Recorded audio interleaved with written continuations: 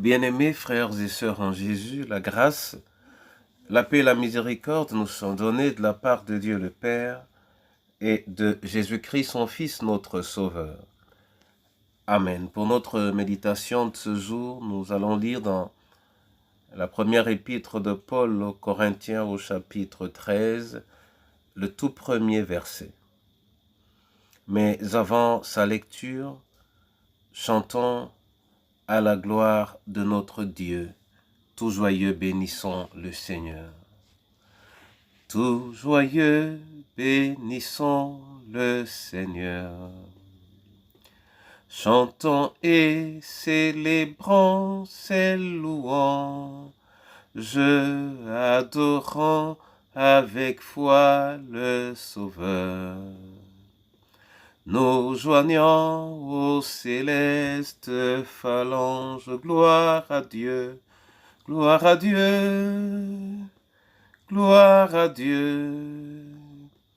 Que ce chant retentisse en tout lieu.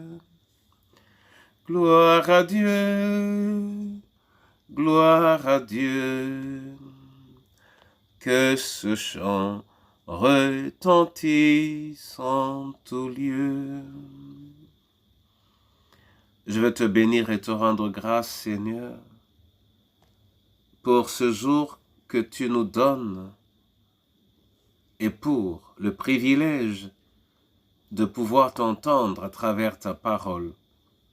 Qu'elle soit bénie et qu'elle s'enracine en nous dans le précieux nom de Jésus. Amen. 1 Corinthiens 13, verset 1, là il est écrit: « Quand je parlerai les langues des hommes et des anges, si je n'ai pas d'amour, je suis un airain qui résonne ou une cymbale qui retentit. » Amen.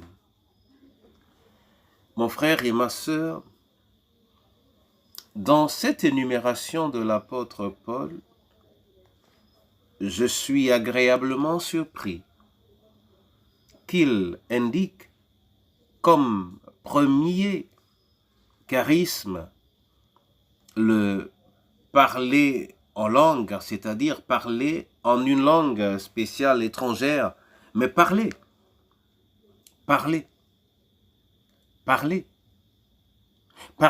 dans le but de se faire entendre, de se faire comprendre, parler dans la connexion de l'homme avec Dieu au-delà de nous.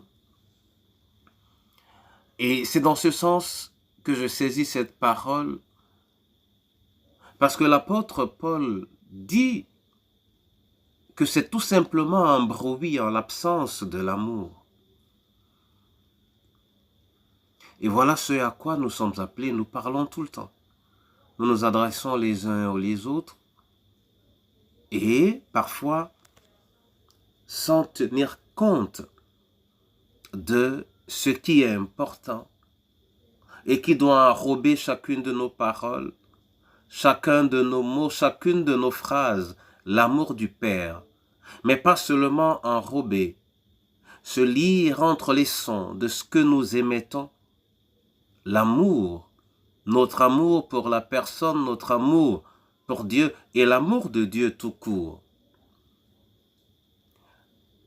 Tout à l'heure, en discutant avec ma fille, j'ai été émerveillé lorsqu'elle m'a dit: « Papa, maintenant, je suis capable de parler à qui que ce soit, mais je veille toujours à ce que je ne sorte pas le moindre mot si l'amour de Dieu ne peut accompagner ce que j'ai à dire. » Et dans ce qu'elle a dit, j'ai vu l'effort permanent qui doit être celui de chaque chrétien.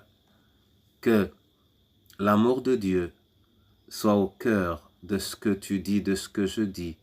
Que l'amour de Dieu enrobe tout ce que je dis, tout ce que tu dis. Et que l'amour de Dieu soit ce qui précède le plus petit mot, la plus petite phrase que tu sors aujourd'hui, au nom du Père, du Fils et du Saint-Esprit. Amen.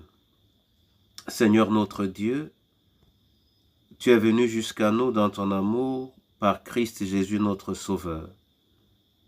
Permets que cet amour nous précède en tout et qu'il nous remplisse en toutes circonstances. Viens, Seigneur, en ce jour à la lumière de ta parole, nous aider à ne sortir un mot que lorsque nous savons que ton amour est plein en nous, mais qu'il s'échappe également avec les mots que nous émettons. Manifeste ta grâce le long de ce jour dans nos vies. Je vais te prier pour ce privilège, pour moi-même, pour mon frère, pour ma sœur, pour le veuf, la veuve, l'orphelin, pour le prisonnier, pour le scellé, pour le parent qui gère seul sa famille, pour le malade. Seigneur, pour chacune de nos familles. Oh, que cela soit notre aspiration, notre rêve pour notre pays, mais surtout pour ton Église, Seigneur. Oh oui, ton Église. Celle dont le cœur ne peut battre, ne devrait battre qu'à travers ta parole à toi, donc ton amour à toi, parce que ta parole est d'abord amour. Rends cela possible. Rends cela possible, Seigneur.